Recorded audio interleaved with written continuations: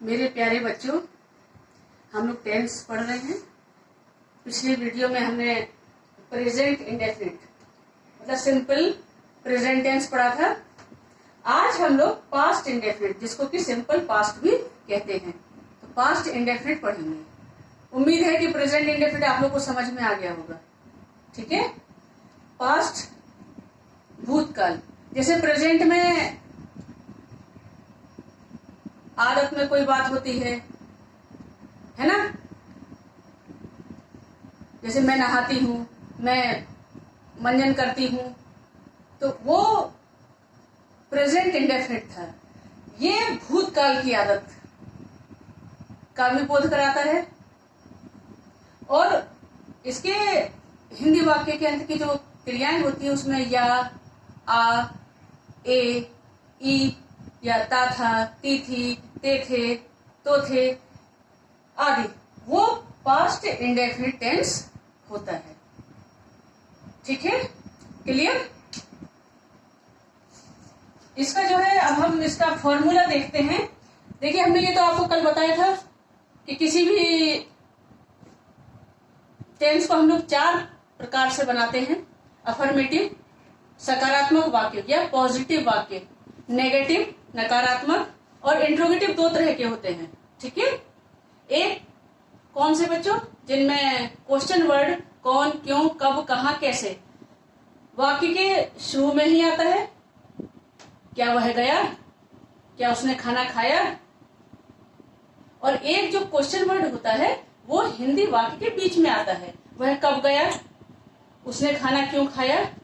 ठीक। तो ये इंट्रोगेटिव जो है 2 तरह के होते हैं। अब हम लोग सबसे पहले चलेंगे जैसे अफर्मेटिव।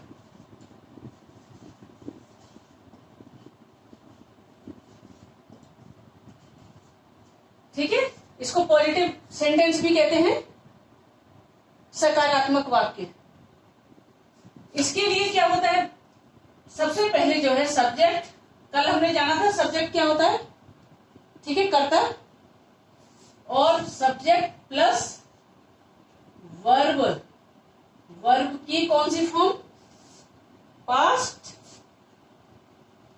इंडेफिनिट टेंस में V2 का इस्तेमाल करते हैं। वर्ब की सेकंड फॉर्म का, केवल वर्ब की सेकंड फॉर्म का इस्तेमाल सिर्फ यहां होता है। ये याद रखने वाली बात है। ठीक है। वर्ब की सेकंड फॉर्म आएगी और प्लस ऑब्जेक्ट। ठीक है।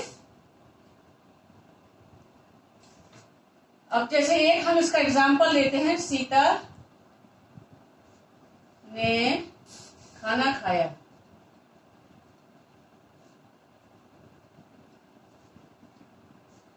सीता ने खाना खाया, आगे या, आ, ई, ए, इसकी साउंड आती है, हमने बताया था। या फिर ता था, ती थी, ते थे, तो थे। ठीक। तो सीता ने खाना खाया, ये खाया समय का बोध नहीं होता इसमें कि कितनी देर पहले खा लिया। बस ये कि हाँ पास्ट खाना खा लिया, सीता ने खाना खा लिया, कितने समय पहले खाया, इसका बस बोध नहीं होता। लेकिन पास्ट में काम उसका खत्म हो जाता है, वो पास्ट टेंस होता है। अब सब्जेक्ट क्या है इसमें बच्चों, सीता, ऑब्जेक्ट वर्ब। ठीक है। और हमने बताया कि पास्ट इंडेफिनिट के अफर्मेटिव सेंटेंस में V2 का इस्तेमाल करते हैं। वर्ब की दूसरी फॉर्म का, सेकंड फॉर्म का इस्तेमाल किया जाता है। तो इसकी फर्स्ट फॉर्म क्या होती है, ईट, एट और ईटेन। फर्स्ट फॉर्म, सेकंड और ये बच्चों थर्ड। ठीक है। तो इसमें हमको ये सेकंड फॉर्म का इस्तेमाल करना है। Sita ate food. Okay, Sita ate food, Sita ने खाना खाया। मैं बाजार गई,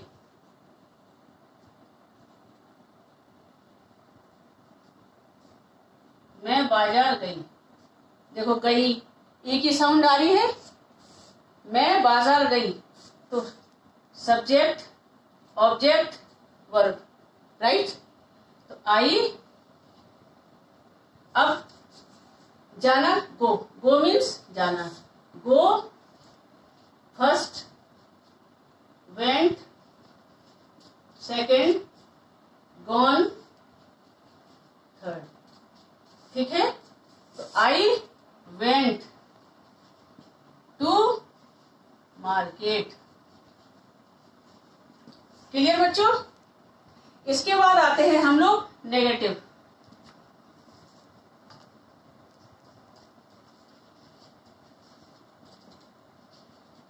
मतलब नकारात्मक। इसका फॉर्मूला क्या बच्चों? सबसे पहले सब्जेक्ट,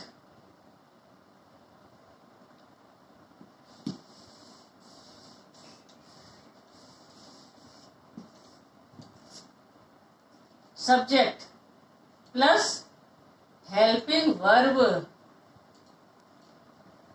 सहायक क्रिया। अब जब हम लोगों ने प्रेजेंट इंडेफिनिट पढ़ा था तो उसकी हेल्पिंग वर्ब क्या थी? डू और डस थी, डू और डस। अब पास्ट इंडेफिनिट इसकी हेल्पिंग वर्ब होती है डिड, सिर्फ एक। इसमें सिंगुलर सब्जेक्ट या प्लूरल सब्जेक्ट कोई चक्कर नहीं है, कोई झंझट नहीं है। सिंगुलर हो तो भी, प्लूरल हो तो भी, हमको क्या लगाना है? Helping verb did. तो सब्जेक्ट प्लस हेल्पिंग वर्ब कौन सी? डिड। ठीक, इसके बाद plus not plus main verb. Main verb यहां पर हम लोग क्या लगा रहे थे? V2 लगा रहे थे ना, वर्ब की सेकंड फॉर्म का इस्तेमाल। लेकिन जब डिड लगा देंगे तो मेन वर्ब की फर्स्ट फॉर्म आएगी, राइट? मेन वर्ब की फर्स्ट फॉर्म और प्लस ऑब्जेक्ट। ठीक है, इसी को हम जैसे लेते हैं, सीता ने खाना नहीं खाया। सीता ने खाना नहीं खाया कैसे होगा? Sita did not eat food.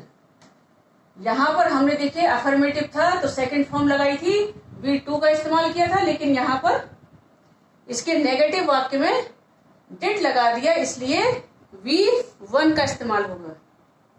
Sita did not eat food. मैं बाजार नहीं गई, I did not go to market. Clear? अब इंट्रोगेटिव।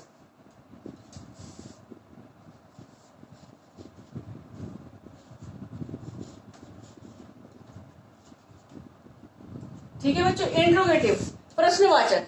बताए ना, दो तरह से बनता है, कौन, क्यों, कब, कहां, कैसे। क्वेश्चन वर्ड वाक्य के पहले आता है और एक कौन, क्यों, कब, कहां, कैसे क्वेश्चन वर्ड जो है वो हिंदी वाक्य के बीच में आता है। तो क्वेश्चन वर्ड जिनके शुरू में आ जाता है, क्या उसने खाना खाया, जैसे ये आ गया, क्या उसने खाना खाया, और क्वेश्चन मार्क। क्यों? क्योंकि क्वेश्चन वर्ड, क्या उसने खाना खाया। तो हम लोग जब क्वेश्चन वर्ड से शुरू होता है तो सबसे पहले हम इंग्लिश का जो सेंटेंस है वो शुरुआत करेंगे हेल्पिंग वर्ब से, और इसकी हेल्पिंग वर्ब क्या होती है? डिड। ठीक, तो डिड ही या शी। अब डिड लगा है तो हमने बताया था यहां पर V1, did she eat food. ठीक, क्या है इसका स्ट्रक्चर बच्चों? हेल्पिंग वर्ब कौन सी? डिड। हमारा सब्जेक्ट चाहे सिंगुलर हो चाहे प्लूरल हो, डिड ही आएगा। तो helping verb plus subject plus main verb की फर्स्ट फॉर्म, ये याद रखना है, और प्लस ऑब्जेक्ट। ठीक, अब अगर क्वेश्चन वर्ड हमारे हिंदी वाक्य के बीच में आता है, उसने खाना कब खाया, मान लीजिए ये है उसने खाना कब खाया, यहां पर ये कब यहां आ गया, ठीक, उसने खाना कब खाया, ये यहां नहीं है यहां आ जाता है मान लीजिए, ठीक। तो सबसे पहले आएगा क्वेश्चन वर्ड, सबसे पहले क्वेश्चन वर्ड आ जाएगा कब, व्हेन, ठीक है। इसके बाद आता है हेल्पिंग वर्ब, फिर यहीं से सीधा यही वाला फॉर्मूला यहां फिट कर देंगे हम लोग। When did she eat food और क्वेश्चन, ठीक है। तो इसका सबसे पहले इसका क्या हो जाएगा, question word plus helping verb plus subject plus V1 plus object, और अगर हमारे सेंटेंस में अदर वर्ड्स होते हैं तो वो ऑब्जेक्ट के बाद प्लस अदर वर्ड्स, ठीक है। तो बच्चों हम ये उम्मीद करते हैं कि ये जो है आज पास्ट इंडेफिनिट या सिंपल पास्ट जो हमने पढ़ा वो आप लोग के अच्छी तरह से समझ में आ गया होगा।